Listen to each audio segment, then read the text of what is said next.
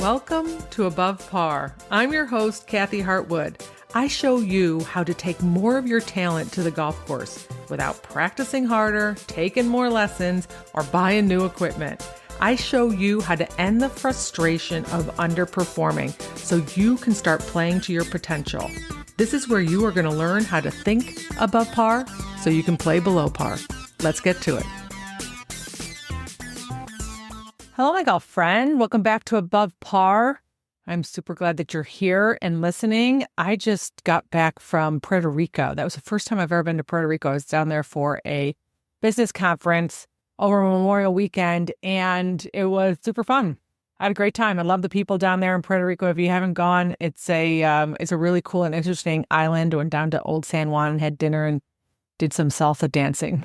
We'll never make it to video. You will never see it. It's not natural for me, but I made my effort. I did a few moves, but I didn't get to see much of the island because I was in and out in conference, but I hope you had a great holiday weekend too. So what I want to talk to you today about was things that are mental that you don't think are mental. I've run into some people who have shared with me that they don't think they have any mental issues in their golf game. And then they go and tell me something that's a mental issue in their golf game. So they can seem very factual and they can seem true and they can seem like they're not all about how you manage your brain, your thoughts, or your emotions, but they're subtle and they impact your performance. We go looking in the wrong places to help us with our golf game. So to be clear, you have three things. If I take out fitness and sleep and health and flexibility and all that jazz, you have three things that are very important. I don't mean to downplay that. You have three things that are going to impact your performance. You have your mechanics, meaning how well you're striking the ball, how well you can repeat your swing, whether you have an efficient swing, a powerful swing that is repeatable. And that includes not only your full swing, but your short game shots and your putting. All of that. That's a skill set. So you have your skill set that you take out to the golf course. You have course management, which is also a skill. Learning how to develop course management is a skill. Where to hit it, where not to hit it. The smartest place to put the ball. Risky shots, not risky shot. Green reading. You're just hitting a chip or a pitch at the appropriate time, picking the club, the right club. That's all course management, caddy skills, so to speak. And then you have how do you manage your mind, the mental part of it. And let's just call the mental part of it is the thoughts that you have that produce the emotions that you feel before a shot, after a shot, or before you play, or the ones that hang out with you all around. The beliefs you have in yourself about your ability to perform, score well, advance, be a better golfer, qualify, play in college, win a tournament, your beliefs about you and yourself. It is also all of the thoughts you have, not only about yourself and your golf game and the shot at hand, but the thoughts and the relationship, being thoughts, relationships are thoughts, basically, with people in your group and the golf course and how you manage the parts of golf that you can't control. Bounces and luck, weather and condition, that's all mental. Most of us just glaze over it. I, for years, thought that for me to play better, I just need to practice more. I just need to get my swing better. I need to putt more. If I putted more, then I would have confidence. If I had confidence, all my problems would be solved. That's kind of what I thought. Then I wouldn't beat myself up. Then I wouldn't play bad and I wouldn't be disappointed. If I had confidence, I wouldn't care about the weather. I didn't know all the different components that encompass really having a strong mind to handle all the different elements that golf throws at us, right? Golf, you've heard me say this, if you listen to my podcast, has a way of exposing our ability to manage our mind off of the course, right? How we do one thing, we do everything. So off of the course, we have way more time than you do on the course, right? We got to hit the next shot. We got to get going. I don't have time to be pissed off. I don't have time for anxiety. That's not going to serve me over the shot. I'm not going to be able to take my talent out there. I'm not going to think clearly so that I can have good course management. So I'm not going to be able to think clearly, which is that you can make a good decision about what club you're going to hit and you're going to put it in the right spot and think about and focus on your target. We got to get ourselves into a place mentally that we can think clearly for the course management, right? Or the swing thought that we want to have if we're having one while we're playing. We want to swing freely, so that's an emotional state too, so that we can take the talent, those mechanics, our capability that we own out into the golf course. It's all mental, right? The better you get at managing your mind, the more you're going to be able to have great course management and swing and take your talent out on the golf course. So I want to share with you some that are super subtle, right? You do not need to say and come to me, I have a ton of anxiety and therefore I'm mental and I don't know what to do and help me. You do not have to say to me, I don't have any confidence, help me build my confidence. I'm just riddled with a bunch of doubt and uncertainty and it's affecting my performance. You don't have to come and tell me I'm just really disappointed in the way that I perform and I hate how golf makes me feel. It doesn't have to be that dramatic. If you feel like that's dramatic, that's very obvious. There are subtle things that you say to yourself on the daily that are mental and they're getting in the way of your performance. I'm just telling you they are. They are maybe slowing down your progress even. They might be affecting your enjoyment of the game. Okay, so I'm going to list a few and see if you can hear yourself in some of these or how you maybe have used them. They don't have to be verbatim. You like say to me, I have never said those words that way. It doesn't matter. Just start thinking about different ways that you might say something like this. Okay, so I'm going to give you 10 just to build your awareness so that you can see how these are actually mental things and they're not actually just facts that you're stating. Okay. All right. The first one is I'm just frustrated with my results.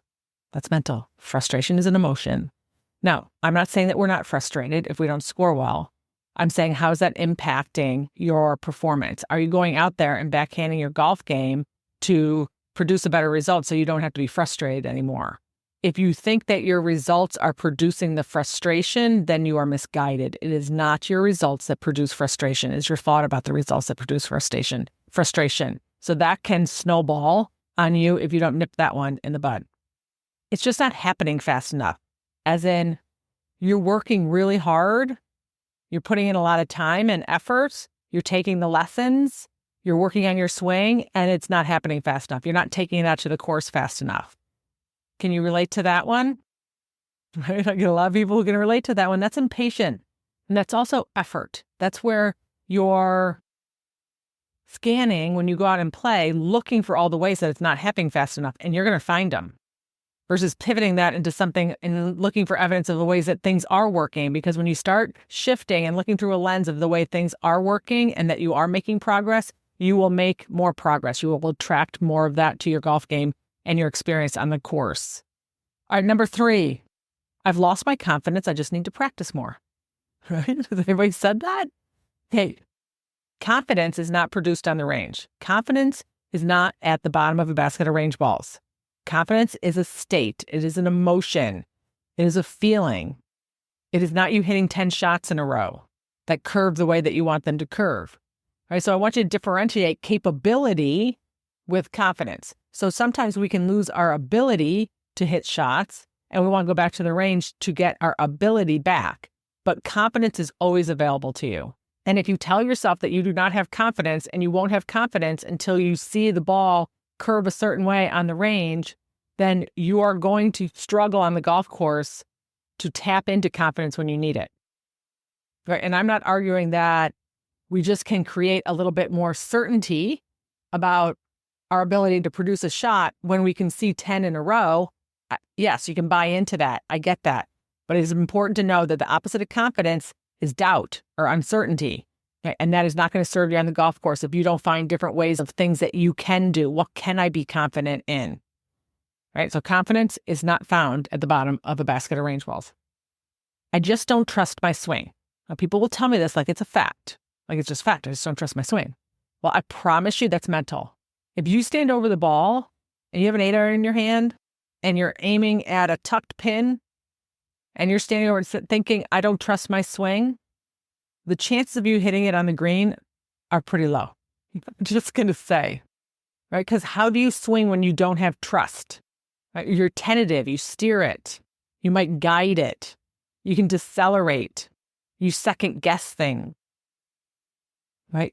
Please don't state that one like it's a fact. That is not going to serve you. Figure out what you can trust about your swing before you go on the golf course. And trust, by the way, is something that you build. When you've lost your trust in yourself, what happens is you need to rebuild that. Just as if you lost trust in a friend or a friend lost trust in you, you need to rebuild that trust. So start practicing on that one off of the course. Build back trust in yourself anywhere on the golf course. Likely that one shows up off the course. Where else off the course do you not trust yourself? I can't commit to the shot. I just need to commit. That is mental. If you're struggling committing, that you're struggling making decisions. You're struggling keeping your word to yourself. You don't trust yourself to commit because you break your promises all the time. So then you go out on the golf course and you're like, yeah, it's an 8-iron, but I can't commit to it. Yeah, because you don't trust yourself to follow through. Right? Those two are related. Committing is just a decision. Just decide. This is what I'm doing. And then have your own back with whatever the result is, however it turns out. That is a lot of times why we struggle with commitment and committing to shots is because of how we treat ourselves if it's the wrong club or we make a mistake. I'm in a slump. So saying you're in a slump feels hopeless and feels like despair. Those are not words that serve you. If you do feel like it is true and I could prove that in a court of law, then what I'd want you to do in that situation is to state the exact facts that you have decided and said to yourself that I'm in a slump. So that phrase then is a thought that becomes mental. It is not a fact. And you are going to look for evidence of how that is true. You're going to slow your progress if you decide to keep that thought, that statement. I just get off to a slow start. Another one where we're just stating it like it's a fact. I just need a couple holes to warm up. That's mental. It makes no sense. If you hit balls before you played, why does it take you a couple holes? The more that you say that to yourself, the more that you are going to produce that. You're going to be a player who just takes a few holes to warm up. That's mental. That is not physical. That's not your golf swing. That is not course management. That's just who I am. I have brown hair, blue eyes, and I get off to a slow start. Not something you put on your Instagram profile. You want to shift that one up. It doesn't feel comfortable. I'm just not comfortable. I'm hitting it fine. I'm just not comfortable. It doesn't feel right. Okay, that's entitled. And a lot of golfers do. I had a podcast on this. Feel entitled to feel comfortable all the time. If you say those words, you are going to go out on the golf course looking for all the ways that you're not comfortable, and you will find it. I mean, you being able to go out on the golf course and actually feel comfortable a whole round standing over a golf ball doesn't happen very often, even for the best players in the world. Comfort is a luxury. You gotta do what's right, not what's comfortable. I just lose focus sometimes. I just can't focus. I'm hitting it fine, but I just can't focus. Focus is mental. The reason you can't focus often is because you get in the back part of your brain, you're freaking yourself out, and you can't think clearly. It's just not a natural state. It's because of where your brain is, what part of your brain you're using. You're either in fight or flight, stressed out, pressure, anxiety, can't focus, fear, can't focus. Focus is also something that you want to practice too. You can build up that skill of bringing your brain back to the present moment so that you can focus. Pay attention, think clearly. If you can think clearly, you can focus. Could also be, by the way, in their mental fatigue. So if you have mental fatigue towards the end of the round and you can't focus, that's mental too. And when I say mental, what I'm saying there is that's a mental skill that you want to learn. That's a mental tool in there that you want to learn on how not to waste all your mental energy during the round. You're wasting it somewhere if you run out of, as I call them, poker chips to focus and pay attention. And number 10 is when we blame the group. I just couldn't play well because of the people I was playing with. It's mental. It's not the people.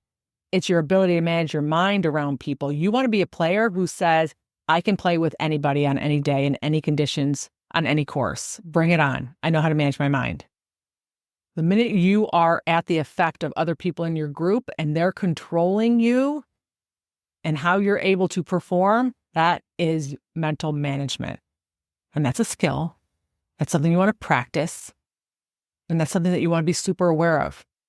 Okay, so there's 10 subtle ones. I could probably come up with like 50. I hear them all the time. And people say these sentences like they're stating the weather. They say these sentences like everybody would agree with you, that you're out of control, that it's not your fault. It's just happening to you. It is not. You want to take responsibility for your mental management. You want to take responsibility for what you're thinking. You want to take responsibility for what you're repeating in your brain and how you manage your emotion, how you process them, so that you can put yourself in a place where you can swing your best and think your best. Think clearly and swing freely. And it just takes you paying attention, right? So it was either a mechanical skill, and usually the indication of that is you can't do it on the range either. Maybe it's an inconsistency that you want to minimize. You want to repair. You want to mend. That's part of golf. Or it could be a course management skill. Each opportunity is like, oh, I just learned something there. That wasn't the spot to hit it, right? Or it was an 8-iron, not a 7-iron. That's just learning. But if you can't concentrate and can't focus so that you can make those clear decisions, that's mental. Emotions are mental.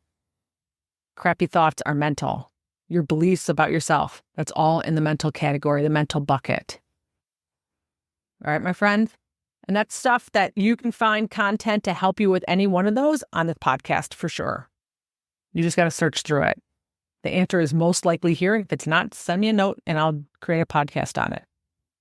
And if you want more help, or if you want to connect with me or get into any one of my programs, make sure that you get on my email list at kathyhartwood.com/join.